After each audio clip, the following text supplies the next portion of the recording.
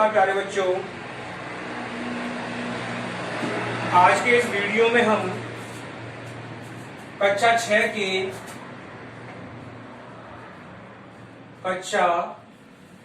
के 1.3 प्रश्नावली के बारे में समझेंगे कि आपको प्रश्नावली 1.3 किस तरीके से हल करनी है। आज जिन संख्याओं में लगा हो तो वो उस अपने से आने वाली पहली संख्या के सन्निकट या नजदीक होते हैं, और 5 के बाद कोई संख्या लगी हो तो वो उसके बाद की संख्या है उसके आगे वाले संख्या के साथ में नजदीक होती है। अगर इसी तरीके से, लेकिन यहाँ आपको ध्यान रखना है, सवाल में वो कह देगा कि दहाई अंक, क्या बोलेगा, दहाई अंक के साथ में बताना है। किसके साथ में बताना है आपको? दहाई अंक। और दहाई अंक बच्चों हमेशा 2 होता है, जैसे कि इकाई और दहाई, इसमें भी इकाई और दहाई। तो बच्चों याद रखना है, दहाई में अगर पूछता है तो आपका नजदीकी मान 2 अंकों में आपको बताना है। वो अंक आपके 10 भी हो सकते हैं, 20 भी हो सकते हैं, 30 भी हो सकते हैं, 40 भी हो सकते हैं, 50 भी हो सकते हैं, 60 भी हो सकते हैं, 70, 80 और 90 भी हो सकते हैं। बच्चों आपको ये याद रखना है। तो प्यारे बच्चों, ये आपके सन्निकट जो मान होते हैं वो इन संख्याओं के नजदीक में होते हैं। तो आइए, ये मैंने आपको बताई दहाई के रूप में। अगर बच्चों मैं पूछूं 30 कौन सी संख्या का सन्निकट दहाई के अंदर माना जाएगा, 40 किस में माना जाएगा, दहाई में माना जाएगा, 90 तक जितनी भी आपकी संख्या है वे दहाई में मानी जाएंगी। ये आपको अच्छी तरीके से याद रखना होगा।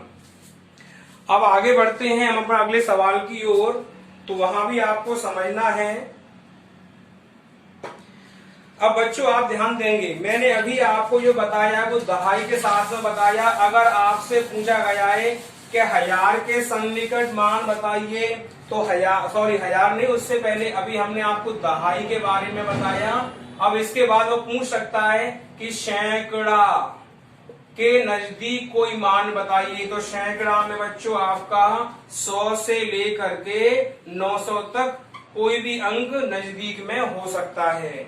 कोई भी पूछ लिया जाए, मान के चलो आपसे पूछा गया कि 140 का सन्निकट सैकड़ा में मान कौन सा है। सैकड़ा याद रखना 100 में, तो 140 का कितना होगा, 100 होगा, याद रखना है। और अगर आपसे पूछ लिया जाए कि 155 का या 50 का कितना होगा, तो वो 200 होगा।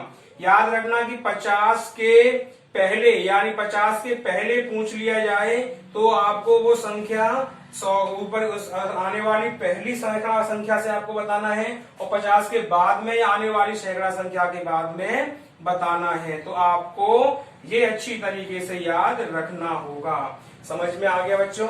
अब इसी के बेस पे हमारी प्रश्नावली चालू होती है। तो आइए शुरू करते हैं हम अपने पहले सवाल को। उस सवाल को बच्चों आप अपनी कॉपी को खोल लीजिए और बुक को खोल लीजिए, जिससे कि आपको बड़ी आसानी से ये समझ में आ जाए कि किस तरीके से सवाल हल किए जाएंगे।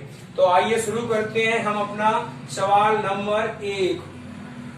क्या लिखा हुआ है सवाल में, अपने बुक खोल के देखिए। निम्नलिखित संख्याओं में प्रत्येक संख्या का सैकड़े तक सन्निकट करके हल का सन्निकटतम मान ज्ञात करना है। तो बच्चों आप याद रखेंगे, सवाल नंबर 1 का पहला सवाल में आपको संख्या दे रखी है 247, इसके बाद प्लस दे रखा है, फिर दे रखा है 691। अब यहाँ आपको बताना है कि 247 किसके सन्निकट मान है। सन्निकट का मतलब होता है इसके नजदीक कौन सी संख्या है। तो आपको थोड़ा सा ये याद रखना है, उसमें कह दिया है कि सैकड़े के निकटतम होना चाहिए। तो याद रखना बच्चों, ये संख्या दहाई जो है आपकी 50 से कम है, तो इसके नजदीक कौन सी संख्या हो गई, 200 प्लस इसके बाद 691, यानी ये संख्या 50 से ऊपर है, तो इसके निकटतम संख्या कौन सी हो गई, 700। बस आप इन दोनों को जोड़ दीजिए, आपका पहला सवाल हल हो गया। कितना आ गया, 900। बस यही आपका आंसर है।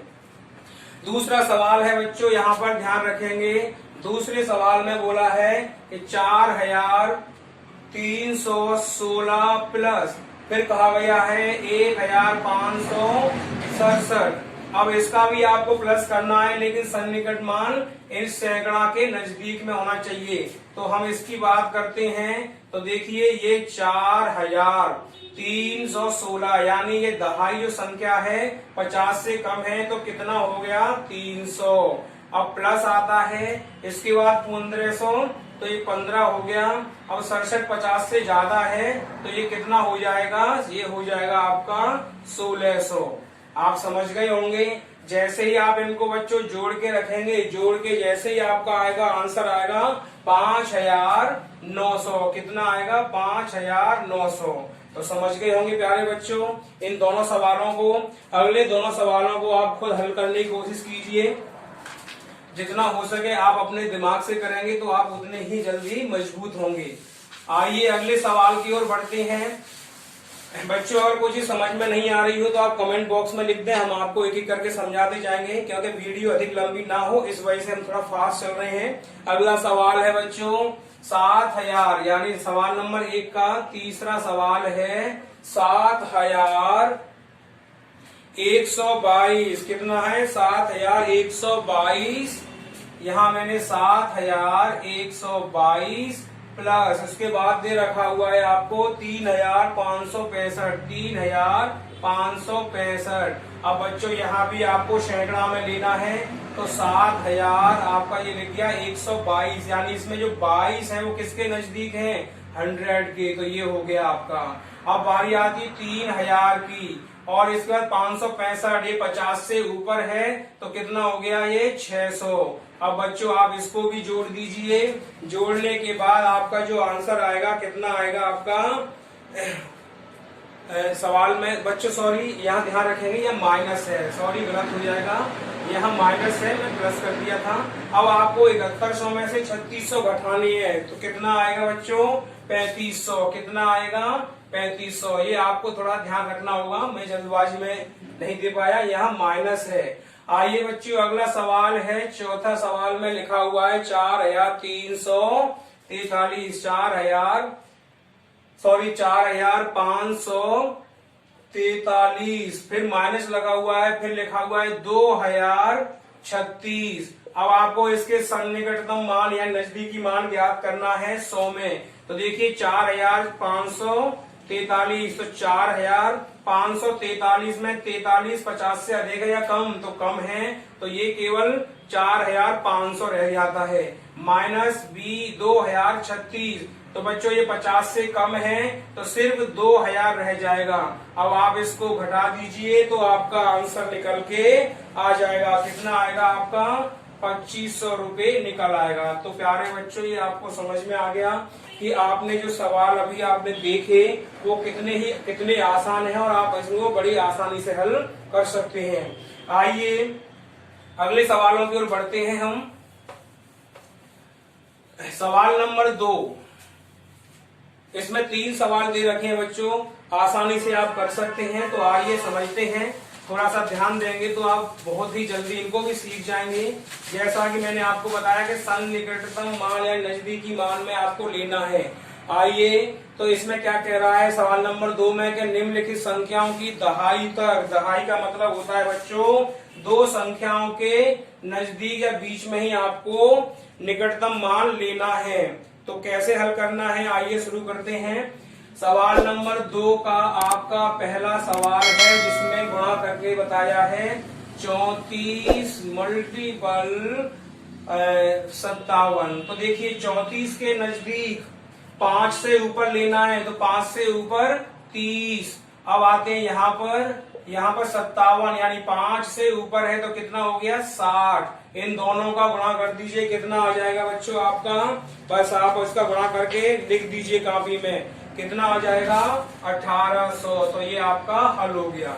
सवाल नंबर 2 की बात करते हैं बच्चों, ध्यान देंगे। सवाल नंबर 2 में है 294 गुणा 72। 294 गुणा 72, आपको ध्यान देना है 294 गुणा 72 में, यहाँ 94 में देखिए कि ये 5 से कम है या ज्यादा है, तो ये 5 से कम है तो 290। इंटू 72 में, ध्यान दीजिए लास्ट की संख्या 5 से कम है तो यहाँ पर 70। आप समझ गए होंगे बच्चों, इनका मल्टीप्लाई कर दीजिए तो कितना आंसर आएगा आपका, कितना आंसर आएगा 20,300। आप बड़ी आसानी से समझ गए होंगे कि किस तरीके से हमें सवाल हल करना है। नंबर 3 में दे रखा है बच्चों 869 मल्टीपल यानी 869 का गुणा आपको करना है 675 में। किसमें करना है, 675 में। तो याद रखेंगे बच्चों, मैं सवाल को ऊपर हल कर रहा हूँ, नीचे लिख दिया है जरूर है। अब आप थोड़ा सा ध्यान देंगे कि 869 में आप देखेंगे कि अगर दहाई संख्या में हमें लेना है तो 9 अगर यहाँ पे लिखा हुआ है तो 5 से अधिक है, तो यानी यहाँ 60 की जगह पर 70 हो जाएगा। तो 870 मल्टीपल यहाँ 675 है, यानी 5 से ऊपर की संख्या आगे वाली में चलती है तो 680 हो जाएगा। बच्चों समझ में आ गया होगा। यही बस आपको इसका मल्टीपल करना है, और मल्टीपल करने के बाद जो भी इसका आंसर आएगा आपका वही आंसर माना जाएगा। आंसर आएगा बच्चों इसका 1600। तो बच्चों ये आपके समझ में आ गया। सवाल नंबर 2 भी आपका हल हो गया। अब आपके पास सवाल जो बाकी बचे हुए हैं रिटन में हैं, आपको इनको भी बताता हूं जिससे कि ये वीडियो जल्द से जल्द खत्म हो, क्योंकि बच्चों वीडियो लंबी अधिक होने की वजह से आप उसको देखते देखते बोर होने लगेंगे। तो आइए शुरुआत करते हैं सवाल नंबर 3 की। सवाल नंबर 3 की ओर आगे बढ़ते हैं। सवाल नंबर 3 में क्या लिखा हुआ है आप अपनी कॉपी में पहले पढ़ लीजिए, सॉरी बुक में पढ़ लीजिए। सवाल लिखा हुआ, विद्यालय के पुस्तकालय में 2541 कहानियों की, 1017 विषयों की और 857 पुस्तकें हैं, और विद्यालय में लगभग कितनी पुस्तकें हैं। और कोष्टक में लिखा है सैकड़ों तक सन्निकट मान बताइए। तो बच्चों ध्यान देंगे, यहाँ पर आपको सवाल को सबसे पहले 2541 कितनी किताबें हैं, 2541 किताबें किसकी हैं, कहानियों की किताबें हैं। ध्यान रखें किसकी हैं, कहानियों की किताबें हैं। अच्छा अगला है 1017 किताबें किसकी हैं, विषयों की हैं। इसके बाद कह रहा है वो कि 857 अन्य तरह की किताब है, 857 अन्य प्रकार की किताबें हैं। तो ये टोटल किताबें कितनी हो जाती हैं आपकी, टोटल किताबें बच्चों इसमें हो जाती हैं आपकी इन तीनों को जोड़ के 4418 किताब, 4418 पुस्तक आपकी ये हो जाती है। अब बच्चों आपको कहा क्या है, सैकड़ा के सन्निकट मान बताना है। सैकड़ा आपका यहाँ तक होता है, तो सैकड़ा के सन्निकट निकालने के लिए याद रखेंगे 418 लिखा है तो 18 यानी 50 से कम है या अधिक है, तो 50 से कम है तो इसको आप हटा देंगे और सन्निकट मान 4400 निकल आएगा। तो ये आपकी किताबें निकल आती हैं। मैं समझता हूँ ये सवाल भी आपके समझ में आ गया होगा। केवल आपको नजदीकी मान ज्ञात करना है। अच्छा आगे आइए, इसके बाद 3 नंबर के बाद अगला सवाल जो आता है वो है हमारा, एक गांव में 8569 गाय हैं। कितनी गाय हैं, याद रखेंगे गाय जो है हमारी 8596 गाय है बच्चों। इसके बाद भैंस कितनी है, उसके अंदर भैंस है आपकी 7015। कितनी है, 7015। अब वो कह रहा है कि किस जानवर की संख्या सबसे अधिक है और कितनी है। तो आपको बस इस संख्या में से इसको घटा देना है बच्चों। क्या कर देना है, आपको घटा देना है। घटा जैसे ही देंगे आप इसमें बच्चों, तो आपकी गायों की संख्या निकल आएगी। कितनी निकल आएगी, आप घटा के देखिए तो संख्या निकलेगी आपकी। हाँ तो बच्चों हम बात कर रहे थे, जब आप इसको घटा देंगे तो घटा के आपकी आएगी 1581 गाय। अब बच्चों इस सवाल के अंदर कहा गया है कि इसका भी मान सैकड़ा के नजदीक ही रखना है। तो सैकड़ा हमारा यहाँ तक आता है, इकाई ढाई सैकड़ा। तो यहाँ पर आप 81 को देखिए, 81 50 से अधिक है, तो यहाँ पर 15 जो यहाँ पर 100 हो जाएगा 81 की जगह पर। तो सन्निकट या नजदीकी मान कितना आएगा आपका 1600। तो ये आपका आंसर निकल आता है। बच्चों इस प्रश्नावली का जो आखिरी सवाल है आप उस पर ध्यान देंगे कि एक कार 1 लीटर में 15 किलोमीटर चलती है। क्या कह रहा है कि 1 लीटर में कितनी चलती है। ये सवाल नंबर बच्चों आपका चौथा था। हम 5वें की बात कर रहे हैं कि 1 लीटर पेट्रोल में गाड़ी चलती है 15 किलोमीटर। कितनी चलती है 15 किलोमीटर। तो वो कह रहा है कि 100 किलोमीटर चलाने के लिए कितने की जरूरत पड़ेगी। तो बच्चों आप इसमें 15 का आप भाग दे दीजिए। क्या करना है आपको 15 का भाग दे देंगे। 15 का भाग देते ही आपकी संख्या आएंगी 6.66 इस तरीके से आती जाएंगी। लेकिन उसने क्या कहा है क्या इसके सन्निकट मान ज्ञात करना है। क्या ज्ञात करना है सन्निकट मान ज्ञात करना है। तो याद रखेंगे 6 जो आ रहा है उसके बाद डॉट डॉट लगा हुआ है तो ये कितना माना जाएगा सन्निकट के रूप में। बच्चों इसको 7 लीटर लिख दिया जाएगा। कितना आंसर आएगा 7 लीटर। तो बच्चों ये लीजिए आपकी प्रश्नावली 1.3 यहाँ पर फ्री हो जाती है। अगर बच्चों अभी भी आपको कोई समस्या या परेशानी है तो आप हमें कमेंट बॉक्स में कमेंट करके लिख दीजिए। मैं एक बार सन्निकट मान ज्ञात करने के लिए फिर से आपको थोड़ा सा दोहरा दे रहा हूँ। याद रखेंगे सन्निकट मान आपके कई तरीके से रखा जाता है कि अगर आपकी 1 से 10 तक के फिगर में पूछा जा रहा है तो आपको ये देखना है कि 5 से ऊपर वाली संख्या किस में है तो वो सबसे पहली में माना जाएगा और सबसे लास्ट में है जो संख्या आती है वो सबसे लास्ट की फिगर में माना जाएगा। अगर आपसे दहाई में पूछता है तो आपको दहाई में 2 संख्याएं लेके चलनी है, सैकड़ा में 3 संख्याओं को लेके चलना है और हजार में तो आप जानते हैं 4 संख्या होती हैं।